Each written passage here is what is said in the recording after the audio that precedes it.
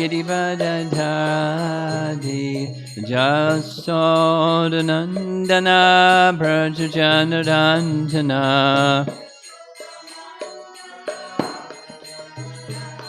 Jasodanandana Brajajanarandana Jamunatiravana Chadi Jamunatiravana Chadi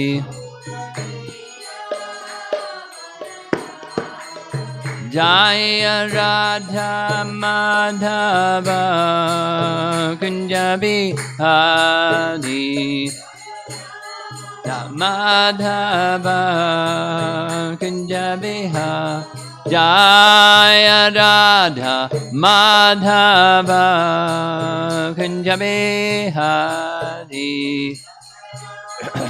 Madhava Kunjabihadi Jayom Vishnupad Paramahamsa Parivijagacharya Astatara Satasi Srimad His Divine Grace A.C. Bhaktivedanta Swami Srila Prabhupada Ki Gaur Premanandi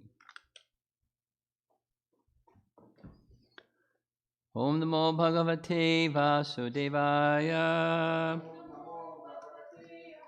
Om Namo Bhagavate Vasudevaya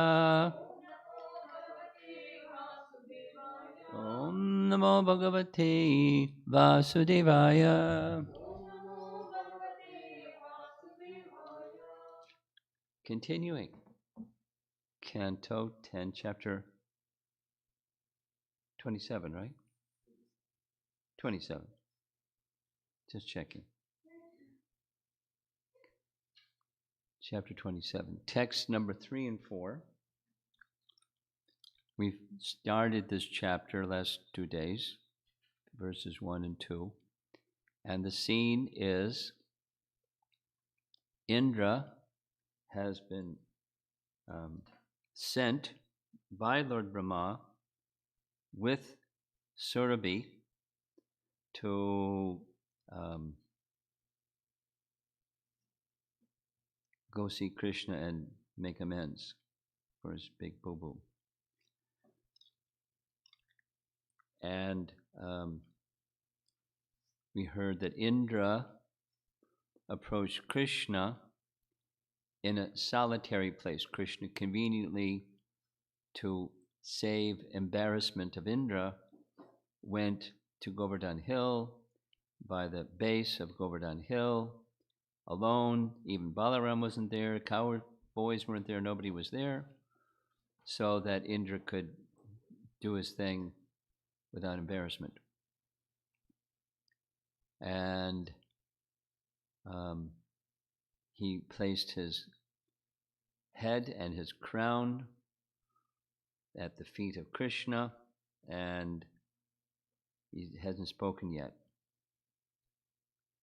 So, starting with 3, and then we'll cover 3 and 4.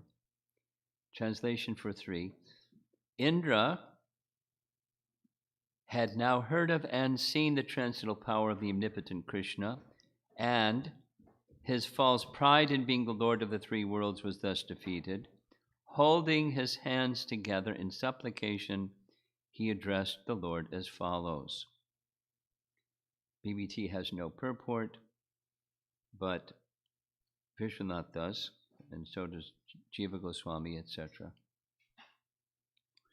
First, with his own eyes, Indra saw the powers of Krishna. Later, having understood his offense, in order to find a means of alleviating his offense, he went to Mount Meru, where he heard from Brahma about Krishna's power. Question for our learned devotees. Mount Meru?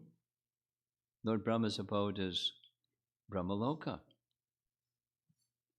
So why did he go to meet Brahma at Mount Meru? So here's a cosmology detail. 5th canto Bhagavatam describes the structure of the universe. Brahmaloka is at the top. And then our middle planetary region, called Bhumandala, is in the middle. And below Bhumandala is the 7 hellish planets, and below the 7 lower planets. And below the 7 lower planets are the so many hellish planets. So planetary systems are 14 in number. And Bhumandala is number 8, or the bottom of the upper 7. You got the picture? 7 above, 7 below. Bhumandala is the bottom of the 7 above. And the description of Bhumandala is very fascinating.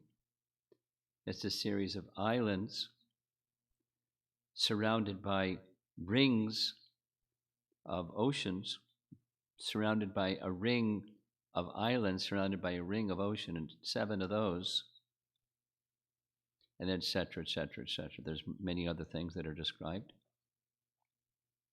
When we saw the video of Vedic Planetarium, TOVP, the Antardweep took us through a video animation of what the Temple of Vedic Planetarium is going to display. It's going to display 5th canto, the structure of the universe. So of the 7 islands, the middle one is, what's the name of the middle one? Antardweep, right? Jambudweep. And Jambudweep has, in the middle of Jambudweep, has a golden mountain called Sumeru. And then, it doesn't say this in the video, but some small portion of Sumeru is below Bhumandala, and the vast portion is above Bhumandala, and it's like an inverted cone. That is, cones are normally narrow at the bottom and widened at the top. This is a cone that's wide at the top and narrow at the bottom. No one's seen a mountain like that.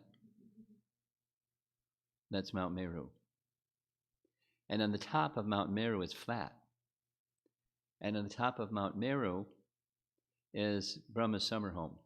It doesn't say summer home, but it's an additional residence of Brahma. He has a place way up there, and he has a place down here.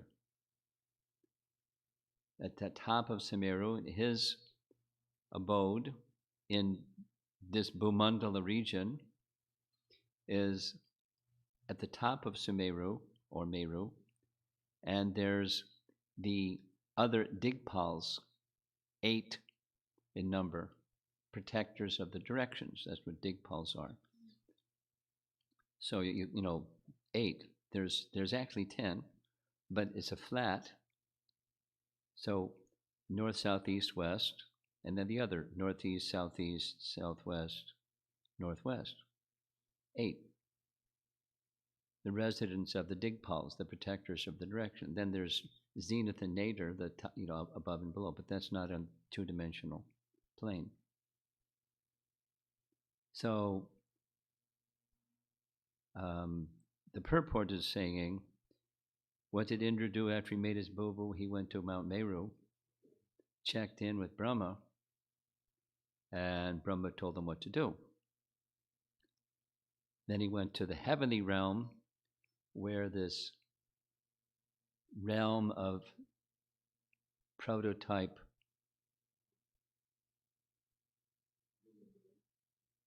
Goloka, prototype Surabhi, and Brahma went there with Indra. Indra was sent with Surabhi going front and Indra going behind.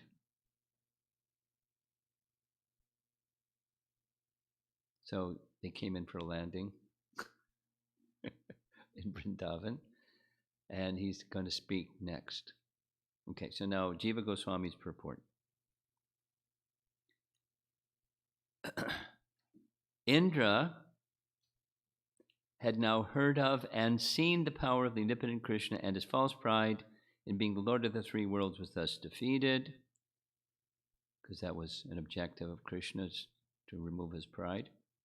Holding his hands together in supplication, he addressed the Lord as follows. That's the next verse. Indra experienced Krishna, who had unlimited powers, by seeing the supreme Brahman in human form as Krishna, the cowherd boy, when he lifted Govardhan. And he heard about him from Brahma. Though he had a brilliant crown in front of Krishna, whose toe tips shone with greater brilliance than 1,000,000 suns, he was like a firefly in the daylight. Immediately, he lost his pride in being the master of the three worlds. Because of Krishna's unlimited power, Indra gave up his pride in ruling the three worlds. And one more purport, Sanatana Goswami writes, Indra experienced Krishna, who had unlimited powers. Now, before, apparently, Krishna of Braja, he had never encountered before.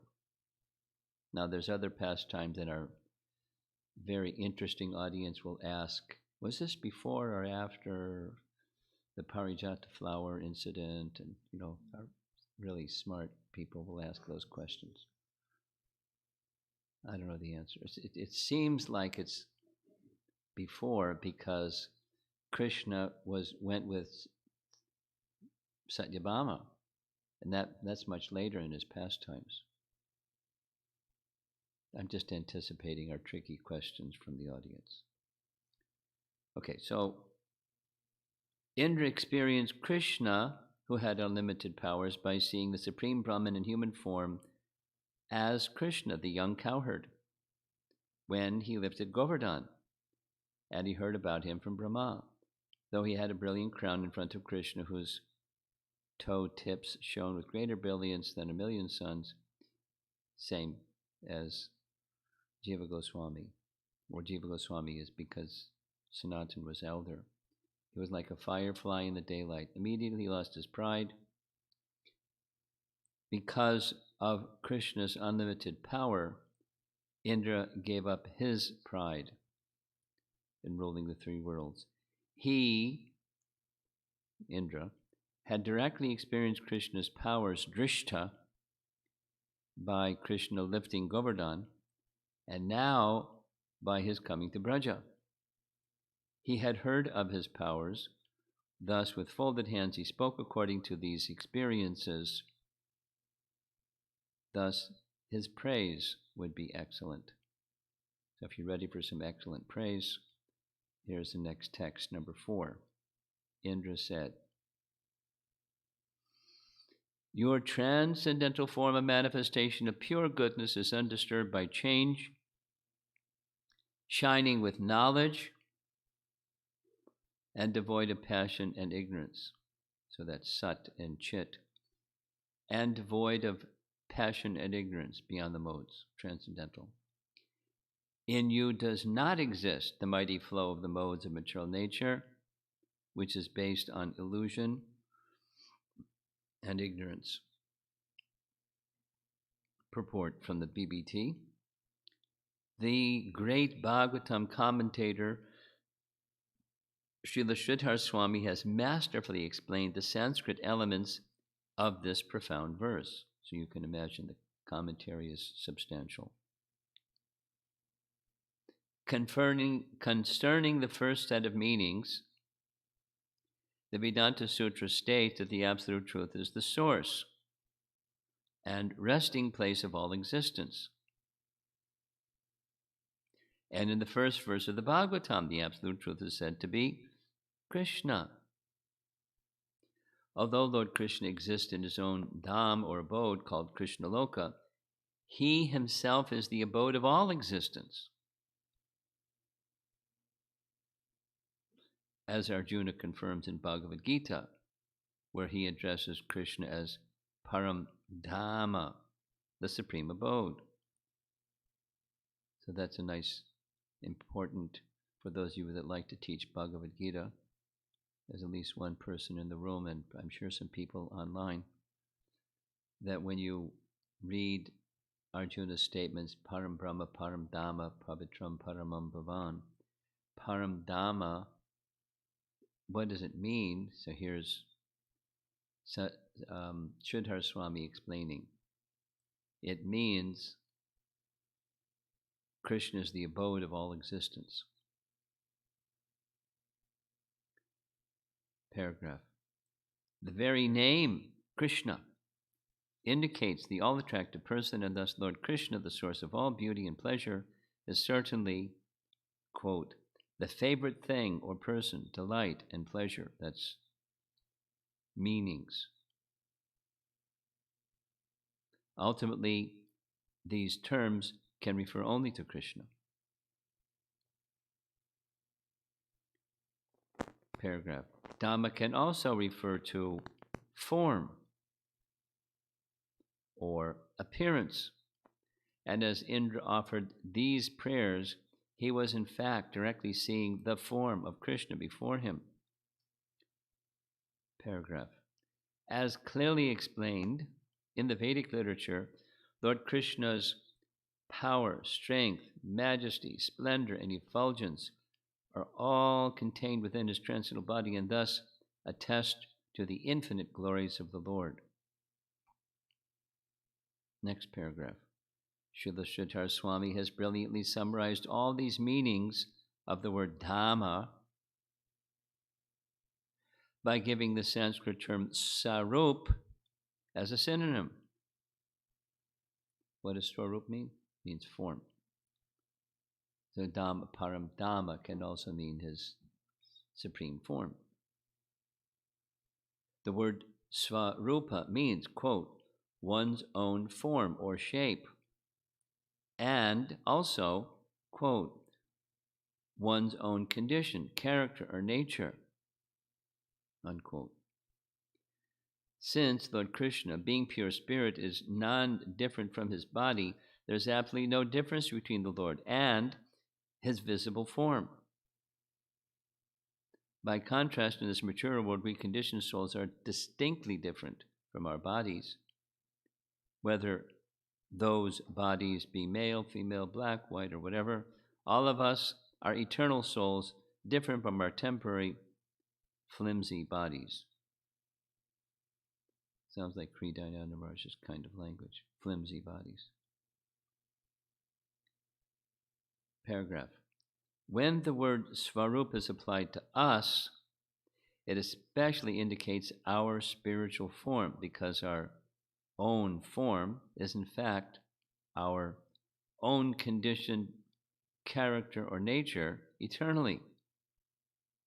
Thus, the liberated condition in which one's outward form is one's deepest spiritual nature is called Svarupa.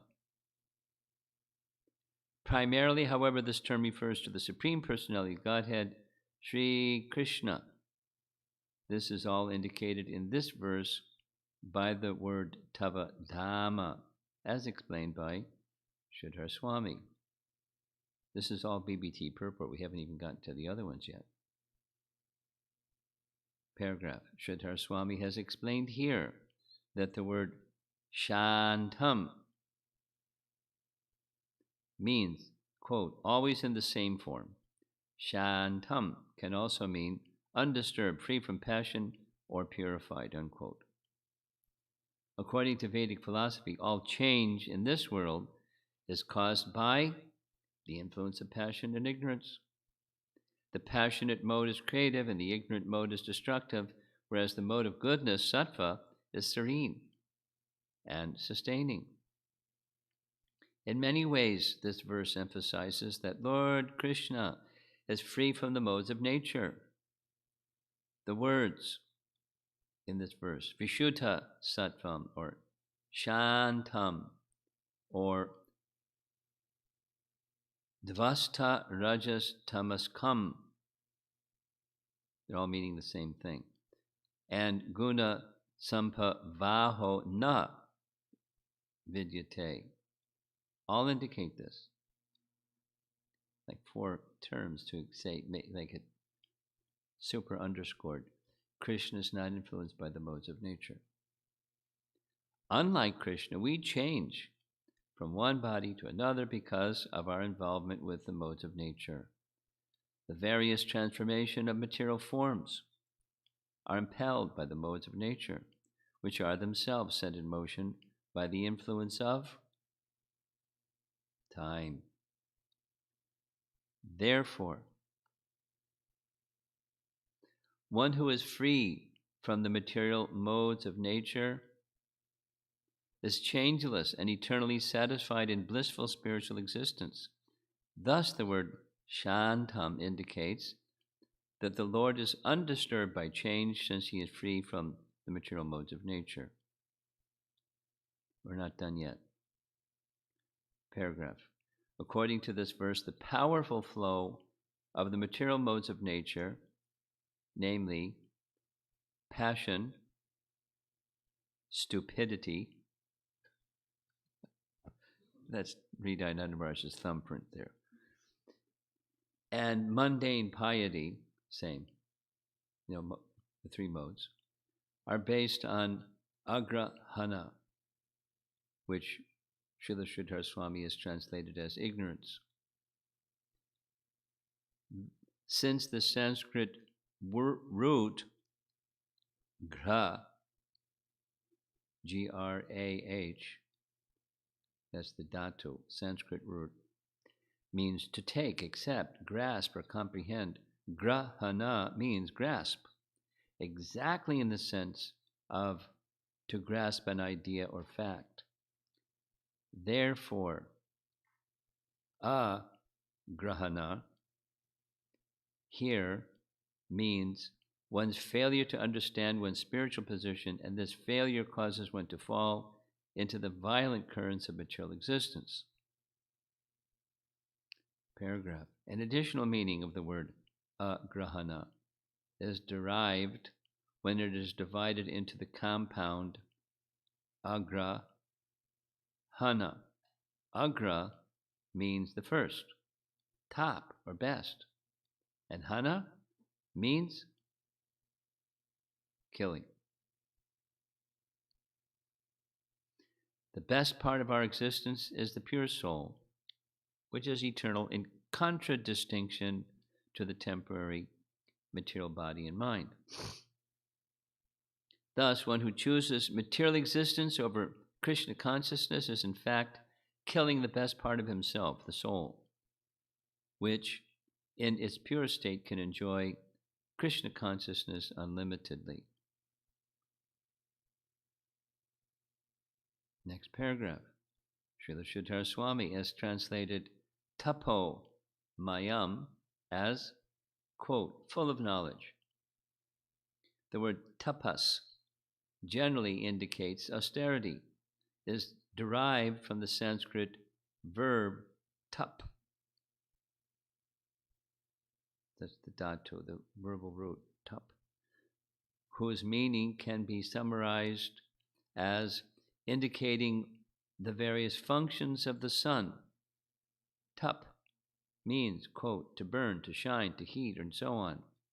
The Supreme Lord is eternally perfect, and therefore here, tapo mayam does not indicate that his transcendental body is meant for austerities, since austerities are performed by conditioned souls to purify themselves or acquire a particular power.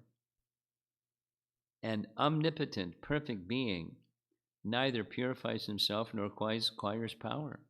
He's eternally pure and all-powerful. Therefore, Sridhar Swami has intelligently understood that in this case the word tapas refers to the illuminating function of the sun,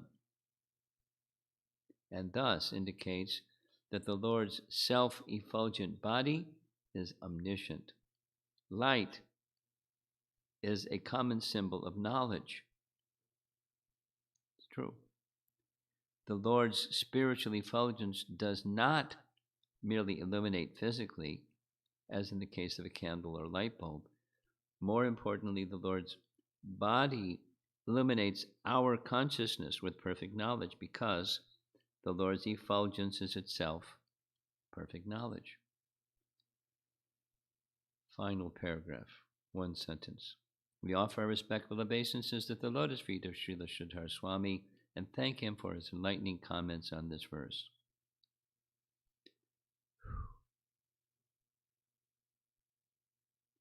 Now Vishwanath is much shorter. Krishna might have said to Indra, "You know that I was so foolish to stop your worship, and on the pretext of worship Govardhan, enjoy the offerings meant for you." Fearing such words from Krishna, Indra spoke, "O Lord, although I am bewildered by your Maya, I now know a little about you by a speck of your mercy." This is the intention of this and the next verse. Quote, "Your form, Dhamma, is peaceful, not fierce. Shanta. It is pure knowledge, tapomayam. Does it arise from sattva guna? No, it is vishuddha sattva, spiritual, chit anandamaya. Chit and ananda. Remember that question somebody asked? It was Kirti asked about this section of the introduction of Bhagavad Gita. There's a little paragraph that speaks of planets that are Chit Ananda, or Chit Maya and Anandamaya. Remember that question? Nobody remembers that question. There's a paragraph that speaks like that. So he sent it in, and they didn't understand what he was talking about. So he sent the paragraph, I read the paragraph, researched it a bit. And it refers to the spiritual planets. The spiritual planets they can be described as full of knowledge or full of bliss. Chit Maya or Yananda Maya. That's spiritual planets. So and it's not like there's this planet, the Chit Maya planet, and there's the Yananda Maya. It's just describing aspects or features of the spiritual realm or the spiritual planets. They're full of knowledge and full of bliss, as is the Lord, as his planet similarly. So, Chit Ananda, here it is combined, Chit Ananda Maya.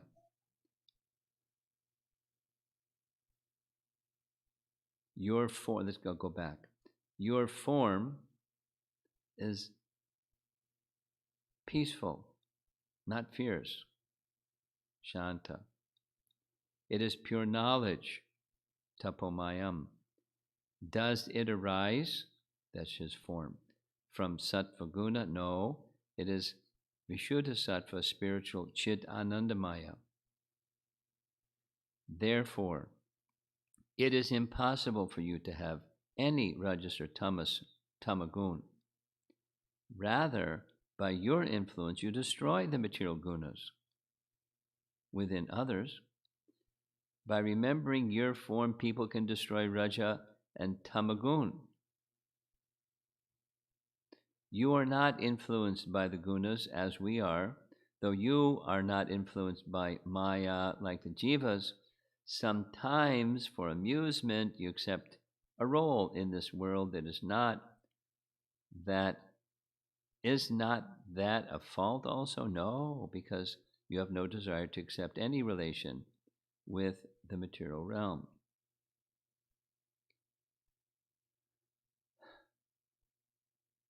Jiva Goswami.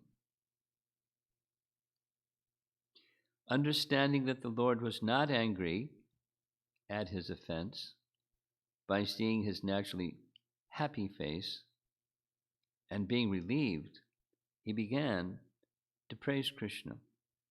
First, he speaks in order to get forgiveness for his offense, namely, you should be not angry with me since I was bewildered by your Maya and stuck in the material world as a continual offender. Vishuddha Sattva is a function of Chit Shakti and is related to material Sattva as the cause, as its cause. So now, terminology. Chit Shakti is a term that's used in different ways in different places. In this case, it's meaning his spiritual potency in general. So there's Maya Shakti and there's Chit Shakti. And Maya Shakti has modes of nature. Chit Shakti has no modes of nature. And Vishuddha Sattva is a function of that Chit Shakti, and it is related to the material Sattva. That is, it's the Chit Shakti has a reflection, just like Rama Devi.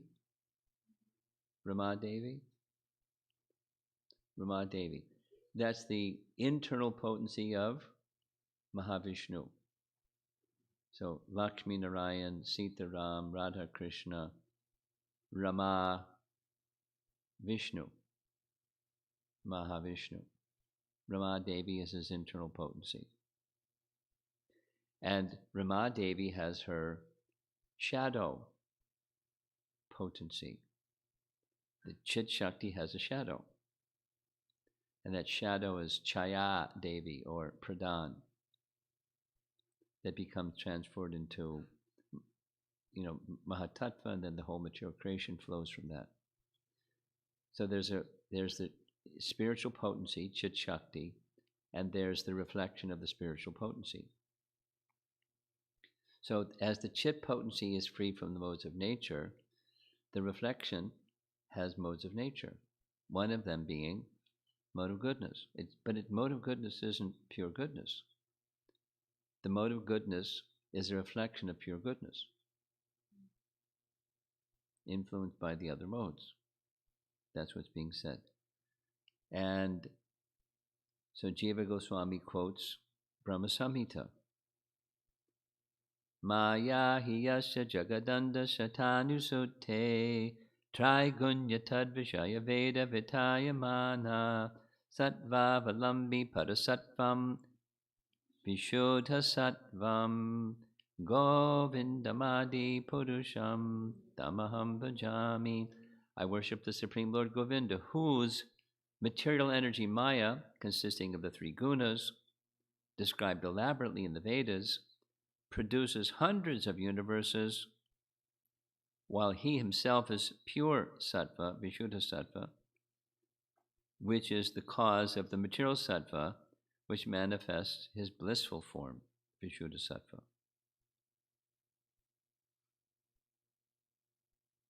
He continues, paragraph, you have a form of Vishuddha sattva, or you have a Vishuddha sattva form, which is self-manifesting, since Vishuddha means without material parts, and sattva means manifestation. You are without agitation, shantam. Your form is also full of knowledge, tapomayam. And then he quotes Vishnu Purana again, twice. Here, the first reference is the word Bhagavan means he is complete with power of mind, power of senses, power of body, influence, control, and beauty, and is devoid of all inferior qualities. And then in another section of Vishnu Purana, next one is Chandogya Upanishad. Chandogya Upanishad. Deep knowledge is the cause of peace, shantam. Your form is devoid of rajas and tamas, devoid of vikshepa and avarana. Shruti says, the Lord is devoid of all sin. Chandogya Upanishad. Material sattva is excluded. So in the material world, there's goodness and bad, in material goodness and material badness. You know, there's sattva and tama. And in the spiritual realm, there's neither. Devoid of vikshepa and avarana. The Lord is devoid of sin. And then in another Vishnu Purana, two more Vishnu Purana quotes. In Vishnu, there are no material gunas. And then there's another right after that. In you, who are the shelter of all spiritual qualities, exists the energies of Hladini, Sandini, and Samvit. That's, Satchidananda. In you, who are devoid of material qualities, the mixture of happiness and distress found in the material world does not exist. Paragraph. The flow of your qualities, like mercy, realized directly by me, is not made of material maya, since the qualities are accepted by you. The qualities are accepted by you, spiritual qualities, and are without limitation of material senses. We're just going to read one more and we're going to wrap up. This is Sanatana Goswami commenting on this verse, kind of medium range or length commentary. Understanding that the Lord was not angry at his offense by seeing his naturally happy face and being relieved, he began to praise Krishna. First he speaks, in order to get forgiveness for his offense, you should not be angry with me, since I was bewildered by your maya and stuck in the material world as a continual offender.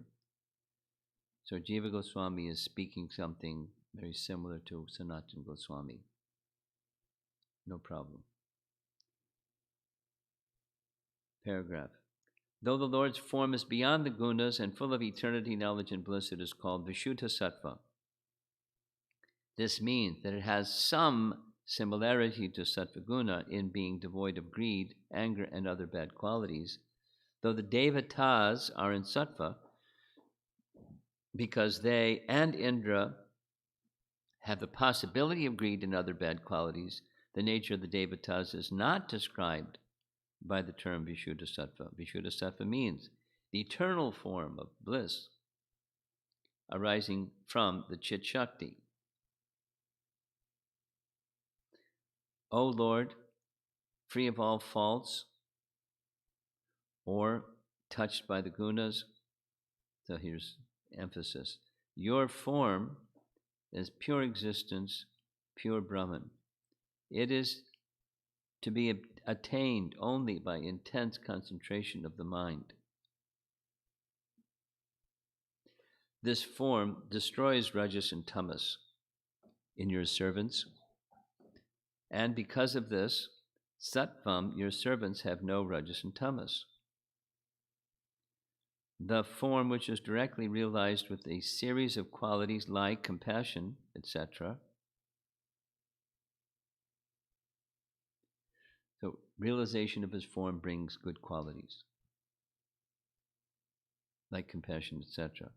Is not made of maya, since the form exists by your acceptance. You are beyond the gunas because your form and qualities are self-manifesting, accomplished by you alone. Since your servants are free of rajas and tamas, they are beyond samsara, since only by the lack of knowledge of you do they become bound up. Last paragraph. Dhamma can refer to the Lord's abode or village. That place is beyond the gunas, made of maya, since it is like you. What can I do there? What what I have done is a great sin. Your abode is a pure living being, Vishuddha-sattvam, endowed with peace, endowed with austerity. Therefore, there are no material gunas there. I am the opposite type of being. In my heart, I had gunas, and thus I had no knowledge of you, and thus I developed great offense. And there's some other references which I'm not going to, they're really nice. I'm going to read the Chaitanya Charitamrita reference, if you don't mind, and then we'll skip the other ones. Here's a verse, Adi Leela, chapter 4, text 62. The confidential reasons for the appearance of Chaitanya Mahaprabhu. That's the section. Adi 4:62. Translation. The Supreme Personality of Godhead Vishnu is beyond the three qualities, goodness, passion, ignorance. No material qualities exist in him.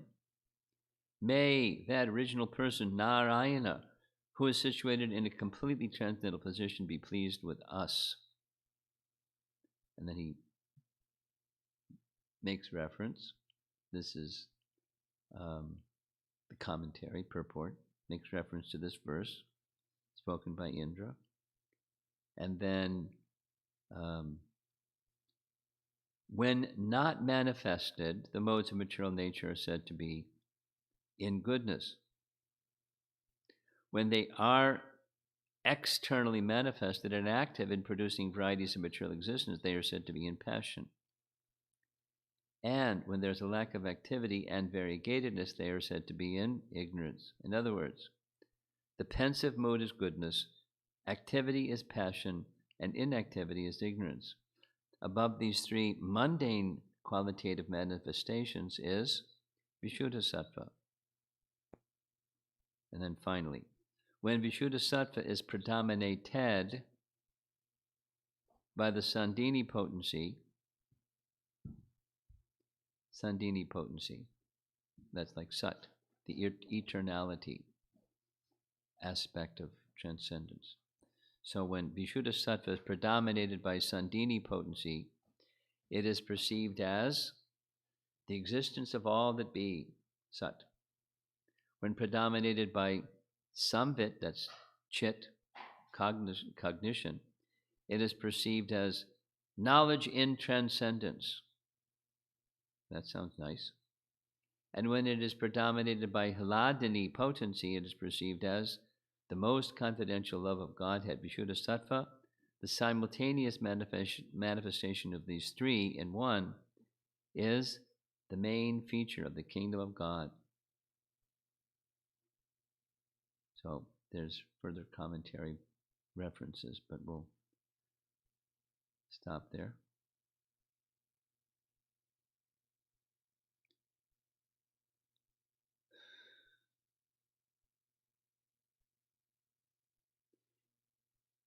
In contrast to the atheistic interpretations of Vedanta Sutra, so Vedanta Sutra is a summary of all the Vedas, written by Vyasa, and it's like the standard that all theologies, all Vedic theologies accept. But there's different interpretations of Vedanta Sutra, and some of those interpretations are atheistic. Like, the one that we're a little bit familiar with is Karma Mimamsa, because Krishna spoke it. Right? Krishna spoke. When he was convincing Nanda Maharaj to not offer the sacrifice to Indra, he spoke Karma Mimamsa philosophy. He said, you don't have to worship anybody, because karma is way up there. And if there's somebody, they're obliged by karma that's way up there. So just, do good karma, and then good things will come, because you don't have to worship Indra or anybody. Just do good karma. It's an atheistic philosophy. So, that's an interpretation of Vedanta Sutra. And there's others that have a specific brand and nomenclature and stuff. And then the way that Vyasadev's explanation of Vedanta Sutra is characterized, like there's the Karma Mimamsa philosophy, so his is Shakti Parinamavad. That's the name. Shakti, we know the meaning. Parinama means transformation. And Vada means doctrine, the doctrine of transformation of potencies. So that's his doctrine. That's what's being said here. That is, there's this eternity, knowledge, and bliss potency, or the Lord's Chit potency, or his Vishuddha Sattva potency, that these are subsets of.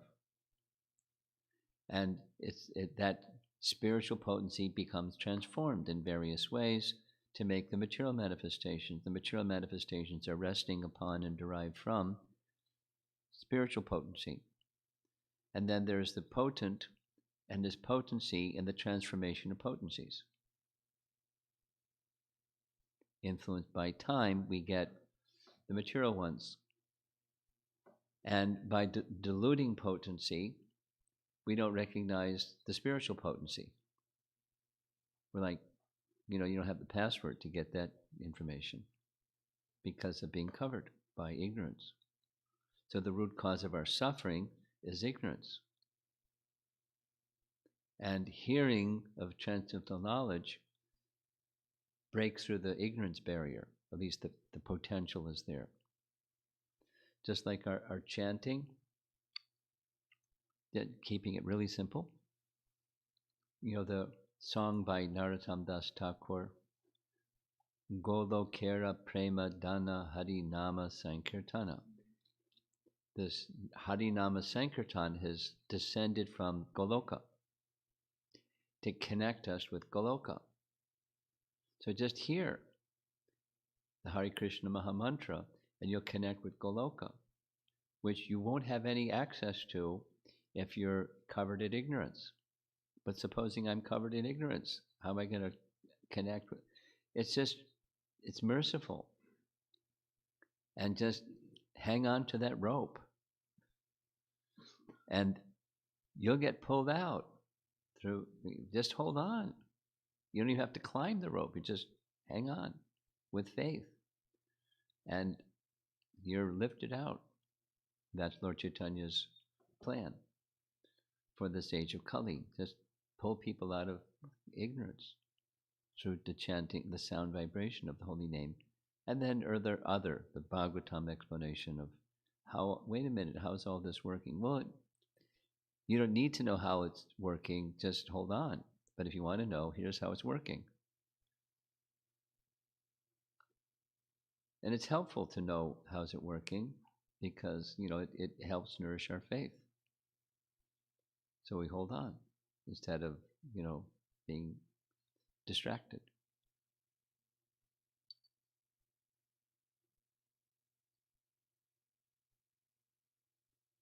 So this is just the first of his prayers. And the first of his prayers we heard, he's just glorifying Krishna, his position.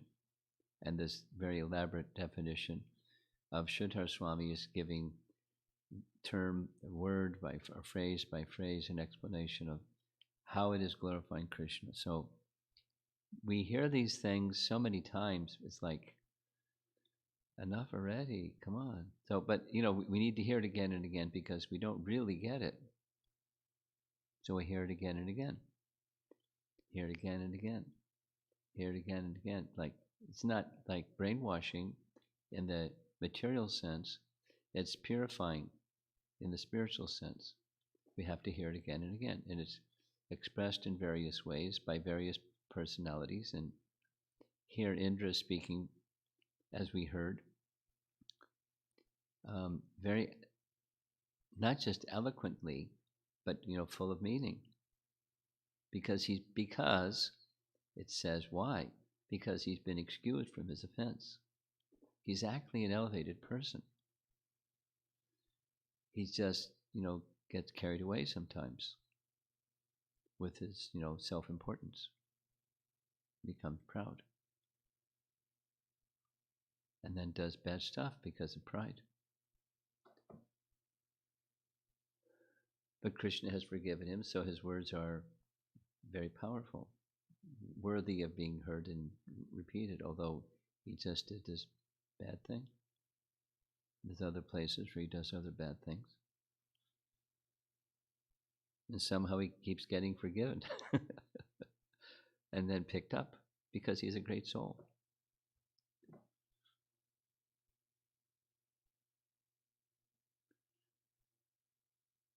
Okay. So I'm looking at the clock and it's 8:23 and let's see if there's some discussion. It's a little high philosophy, but that's okay. There's a nice story connected with it. Guru Maharaj, I have 3 questions. 2 are basic questions. Indra committed an offense, and after that, when he comes to see Krishna, I'm thinking about myself, putting me in the place of Indra. When I do something, even a small mistake, and coming in front of you, I will not be able to speak, properly, frame a sentence. How is he able to speak such prayers?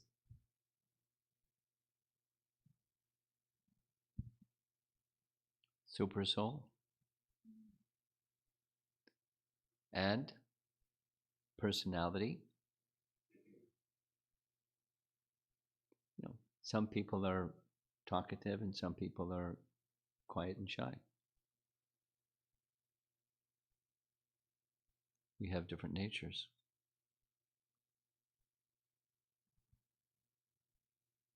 The next question is, does Indra know the meaning of what he is speaking?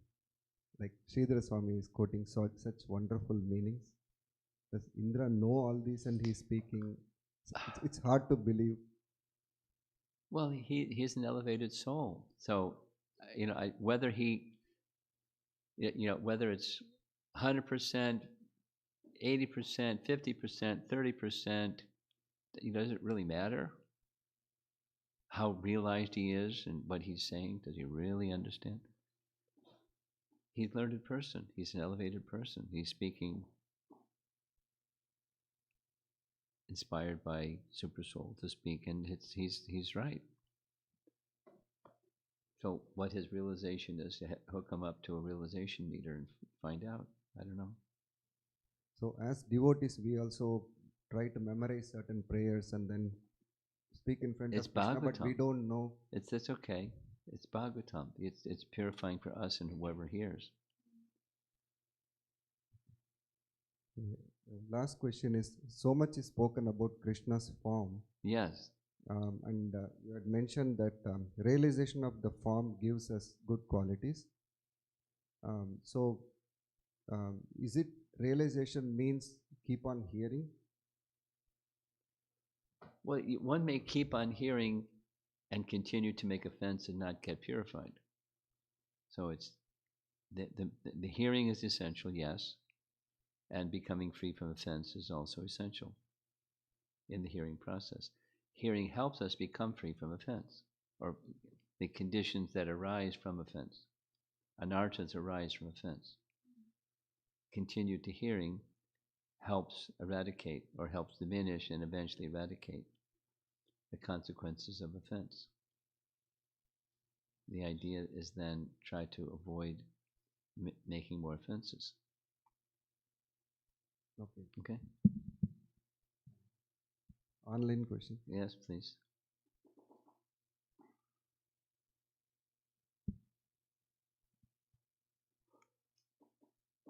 Question from Sri Radhika Mataji. In the beginning of the class, the commentary you read repeatedly said that India lost his pride. Indra. Yeah, okay. Indra lost his pride. I think it was a typo. We know from further pastimes that it wasn't lost for good. I understand that in Anartha Nivritti stage, it is natural to not be able to retain lessons learned forever. But is there anything I can do to make them last longer? Just purity. until purity is reached, there's every chance that some tendency will reappear. Please read Bhagavad Gita, chapter 10, text 11. It takes Krishna's intervention to take away tendency. So not just wait for purity, but wait for, strive and depend on Krishna's mercy to take tendency even away.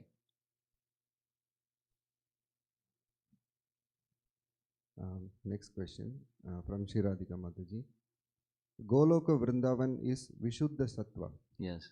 Since so many demons exert their influence over Gokul Vrindavan during Lord Krishna's pastimes, can we understand that it is affected by the modes? Or is all this happening purely within the internal potency? Well,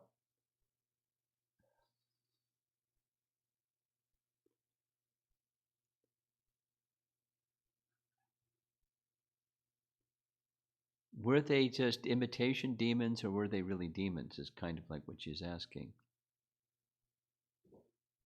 They were really, that one picture is they're just Vishuddha Sattva persons on stage acting as if they're demons, and really they're not demons, they're just Vishuddha Sattva personalities.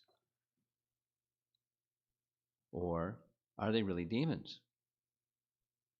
And Krishna's killing demons. It's not the first one.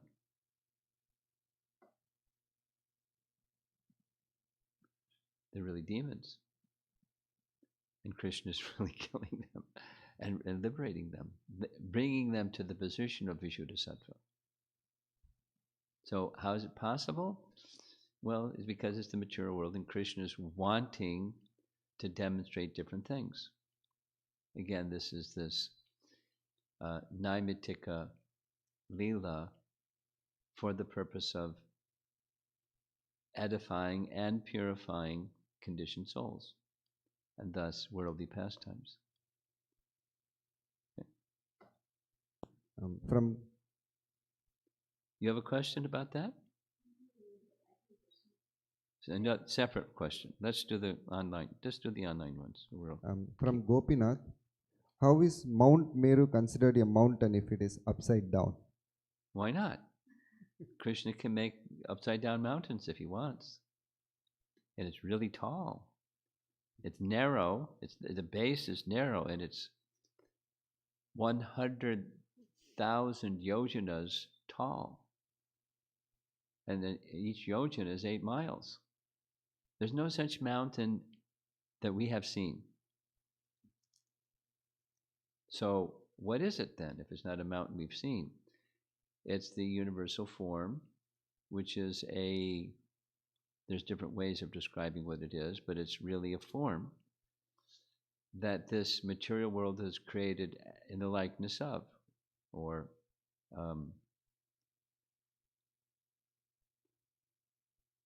not exactly likeness of, but it's a model from which this universe is created. I think let's use it that way. There's one devotee that explains Vedic cosmology in this way. It's a conceptual mountain, but not conceptual in the sense like imaginary, because we just heard, Indra went to Brahma at the top of Mount Meru, or to Mount Meru, not an imaginary place, but higher beings. This is what Sadhuputta says. Persons with higher consciousness can experience the universal form. We're not in persons of higher consciousness, so we can't experience it. But persons of higher consciousness can experience it, so it exists, but we can't experience it with our senses or our mind because we're too covered. But higher consciousness people can, like Indra, can go to Mount Meru and find Brahma and so forth. Question from Gaur Sundar Prabhu. After Govardhan pastime, Indra appears to do mistake again when he fights with Krishna while getting the Parijata tree from heavenly planet to satisfy Satyabhama. Doesn't Indra realize supremacy of Krishna from Govardhan pastime? Why does Indra offend? He gets covered again. The residual tendencies topic. We covered this. He has residual tendencies and he gets covered.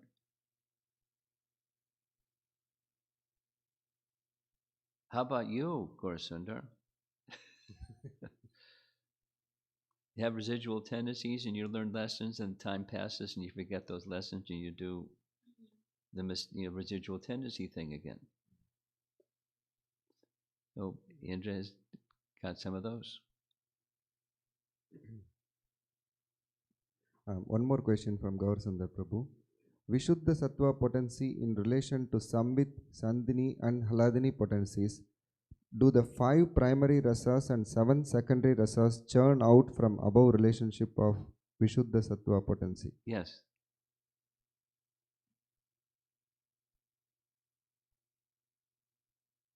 This is high technology questions.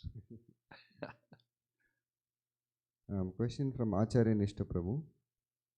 Maharaj, how can so-called Christians be so bold to blaspheme or criticize the Lord? As theists, they should have more faith in God, yet they often react even more antagonistically. Antithetically. Yes. Antithetically. Than atheists who have no faith at all. Well, they're territorial. They, like my territory is, my God is this, and your God is that. Woof, woof, woof. Territorial. And so atheists don't have any territory to protect. There's no God. Just like, out of all the different ideas of God, yours is one of them, and I don't pay any attention to it. No, so there's atheists that do bark too, but someone's invested in their territory and they defend their territory. Like one nation, South China Sea. As soon as it's somebody's territory, then woof woof. That's what happens. Question from Satish Bhatnagar. Hare Krishna Maharaj. How can we be patient, tolerant with close friends, family who do not believe in Krishna conscious philosophy? How can we? Yes, how can we be patient? I'm just repeating, I'm meditating on the question. How can we? Well, one way that we can is on the instruction of Krishna to be tolerant. Well, it's hard to tolerate. Well, tolerate anyways. Because that's Krishna's instruction, you tolerate. And higher than that is go to the spiritual conception.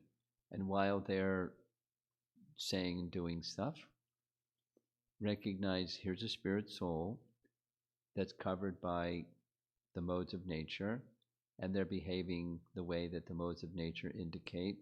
But beyond, on the other side of those modes of nature, I see a spirit soul. There's a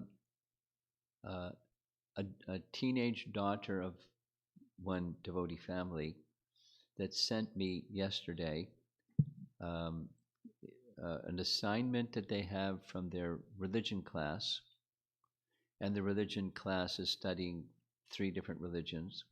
So they have a project for school, and they chose some passages from the book of Matthew from the Bible, where God is speaking about how to deal with people when they say insulting things and do cruel things and hurtful things, and so he recommends the high road. So this teenager wanted to know what's the Vedic perspective, but how can she answer this assignment, or can I give some guidance to her how to take the assignment? Explain the significance of what Christ's instructions are in this section. So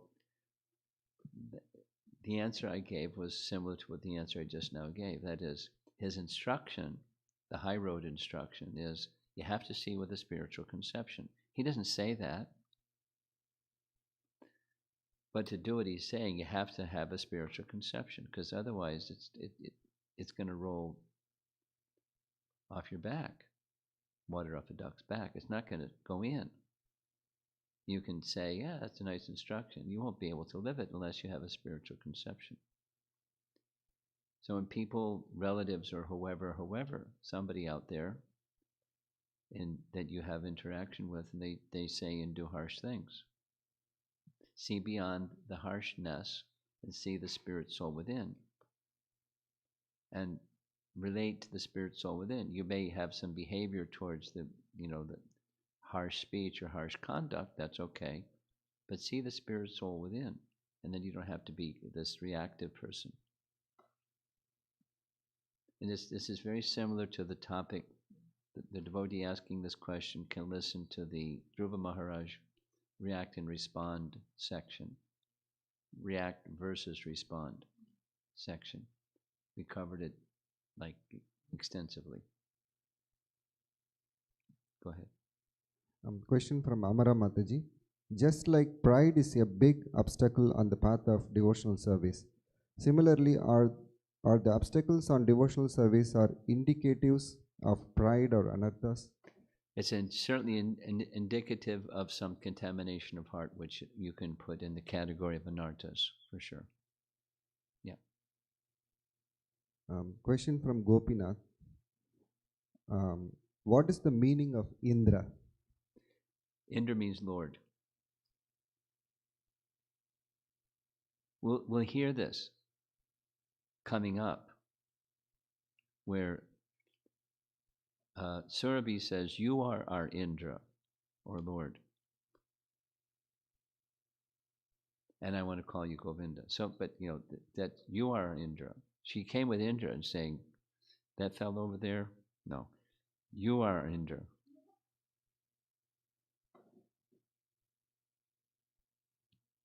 From Sri Radhika Mataji. When you say just hold on to the rope and we are pulled up, it sounds very easy. But there is so much effort required to chant. Yeah, of course. Because we don't want to hold on. We want to hold on to other stuff. There is effort required, for sure. I understand that the ultimate factor is Krishna's mercy, but there is huge effort required to even become eligible for that mercy. Yes. Can you please explain how this analogy of just hold on to the rope applies? Well, I've already answered. Just hold on to it's like just chant Hare Krishna and everything gets nice. So you just chant Hare Krishna and then you don't become complacent. You have to be consciously interactive with the purification process. The do's and the don'ts, and without offenses, and so many conditions. But the rope is the Hare Krishna mantra. Just chant Hare Krishna, and everything else is everything is there within the chanting of Hare Krishna. It's not like I can, I just do that, and that means I can do any darned thing, and that's okay because I'm chanting Hare Krishna. So there's conditions and qualifications, and that's part of the effort to purify your existence. But those are details that are a subset of the primary instruction. Just hold on to the rope. That the rope is mercy, and there's effort required to hold on to the rope in different details, like she's saying. And it's not just one thing. Effort is not just one thing. Just chant, or just hold on to the rope. There's multiple things, but it comes from that one thing.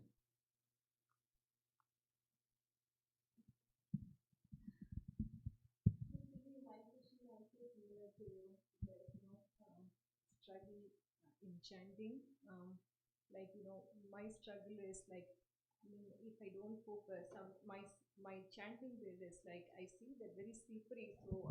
In middle of chanting, it slips from my hand. So The beads. So then I have to focus first, my hands with that. Then sometimes I see that it takes a lot of time to finish. I was chanting some extra rounds. Nowadays I have reduced my rounds and doing my prescribed rounds. So that also I have to put a lot of effort. It takes a lot of time. Good. So sometimes I have a struggle in pronunciation of mantra also. So even a one count.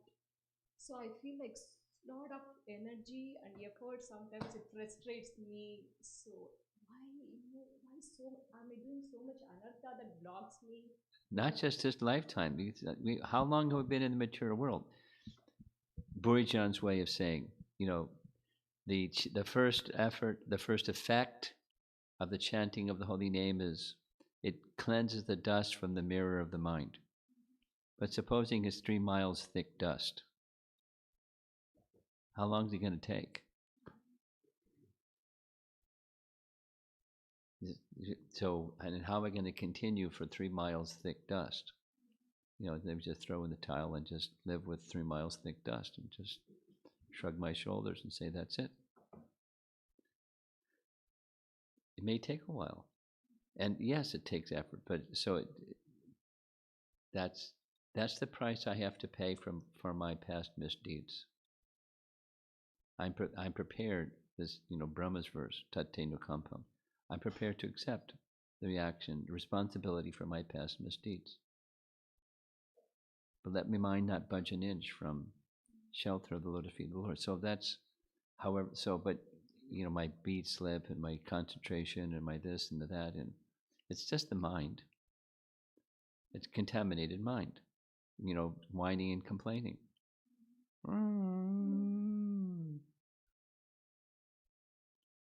Like your kids may do sometimes, So, but you love your kids, and so you just smile when they whine and complain. Try to, anyways.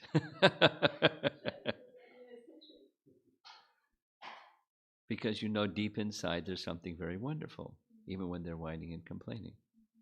And that's what you're embracing, and you're maybe dealing with. So you just stay the course because of faith, and continue to cleanse because it's we got a lot of thickness of obstacle in front of us.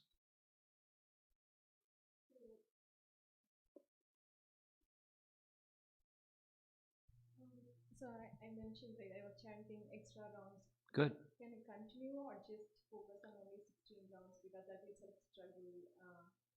Well, you know the answer. If you can increase. I can increase. Okay. Time is there, but the effort is so hard. Well, it's your decision, but hearing scripture and hearing recorded classes and discussing with others, there's other valuable things as well. But if you can increase your chanting, then that's good. Do it in increments and make sure you're doing some other things that are also beneficial and give you life. But let's just say if those other things give you life and chanting is a struggle, that tells you something about your Krishna connection. It tells you something about your Krishna. I like kirtan, but I don't like japa. It tells something about what it is that you like about kirtan that's what you don't like about japa. It's not really the name, it's the music and the social and the whatever. That's okay. Not like shame on you. It's just like that's my condition. But it tells you something. So, if you want to strengthen your relationship with Krishna, do some of both. Some of kirtan and some of japa. Because and then I struggle more with japa, but that's good. It'll help you be more spiritualized from kirtan. Okay.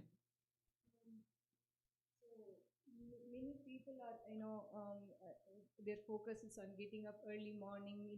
Focus on more my struggle. I mean the same thing that I'm very, very, very like been chanting for some years, but still my struggle is like not focusing on how to improve. Oh, I'm getting this. I'm not in that level. I'm just feeling very beginning basic level. That's okay. I was thinking, because I'm here, you're probably getting up much earlier than you would otherwise. And you're probably, as a result, experiencing what it's like to chant early in the morning as opposed to later in the morning. The quality is altogether different. And after I leave, let's see how early you get up in the morning.